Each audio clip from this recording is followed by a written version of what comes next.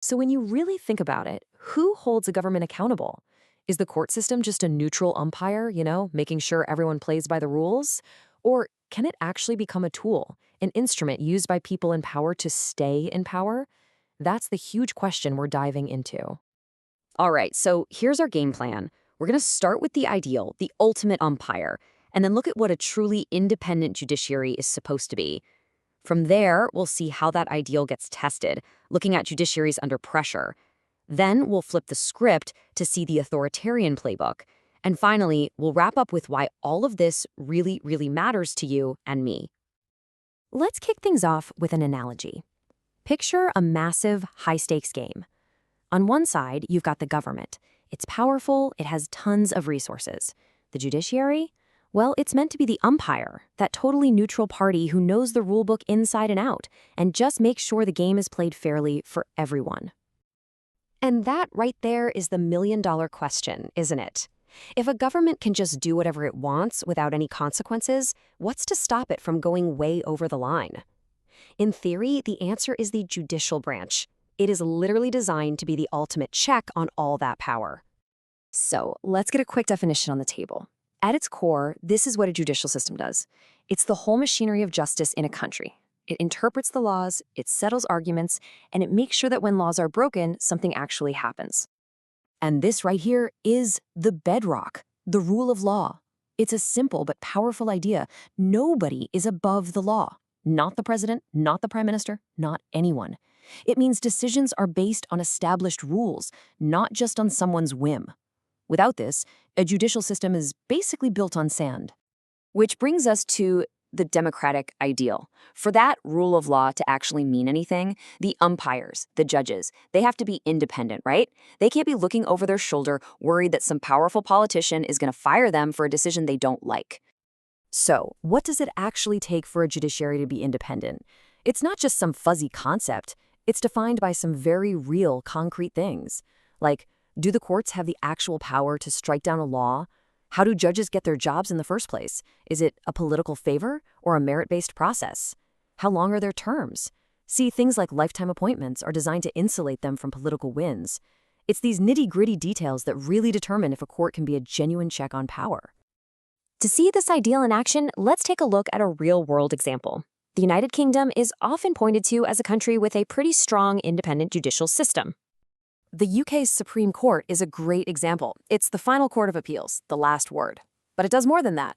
It protects human rights, and it even settles power disputes between the different governments within the UK, like between England and Scotland. That power to rule on what they call devolution disputes really shows you how an independent court can be the ultimate check on all levels of government. Okay, but not every country fits that clean, ideal model. The truth is, many nations are in this kind of gray area, this hybrid space, where on paper the courts look independent, but in reality they're facing some serious political pressure. And that makes the picture way more complicated. And this is a huge challenge for any country trying to become more democratic. You can write the most beautiful constitution in the world, one that guarantees an independent judiciary. But if politicians can bully judges, slash their funding, or just plain ignore what they say, well then that independence is really just an illusion. This chart gives us a fantastic snapshot of what that looks like. You've got Mexico, which is working hard to make its judiciary more independent. Then there's Nigeria, where courts have some real power, but they still have to deal with a ton of political influence. And then you have Russia, where the purpose is just different. It's stated pretty openly that the judiciary's job is to reinforce the authority of the state. 3 very different points on that spectrum of judicial independence. And that brings us to the complete other end of that spectrum. In authoritarian systems, this whole idea of a neutral umpire, it's just thrown right out the window. The judiciary isn't a check on the government, it's part of the team. So in these places, the rule of law gets twisted into rule by law. The law itself becomes a weapon for the regime, a way to punish enemies, make their actions look legitimate, and just generally keep a tight grip on control. The courts are just another tool in the government's toolbox. This slide shows a really stark comparison. Take China, where the entire judicial system answers directly to the Chinese Communist Party, period. Then look at Iran, where its ultimate loyalty is to a religious ideology, Sharia law, as interpreted by the supreme leader. Both are authoritarian for sure, but the source of the power they serve is totally different. Okay, so we've looked at all these different models. Let's bring it all back home. Why does this kind of academic-sounding idea of judicial independence actually matter to an average person on an average Tuesday? Well, you can see the ripple effect right here. It all starts with having a real separation of powers, which creates checks and balances on the government. That foundation is what makes it possible for courts to protect our individual rights and freedoms.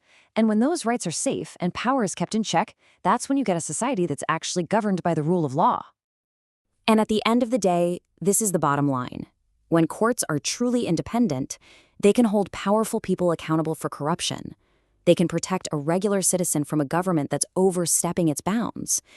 Judicial independence isn't just some lofty, abstract principle. It is a shield for ordinary people. And that leaves us with one last really important question to think about. If the judiciary is supposed to be the guardian of the rule of law, what are the warning signs that it's starting to fail? Maybe the first sign is when judges start looking over their shoulders before they make a decision.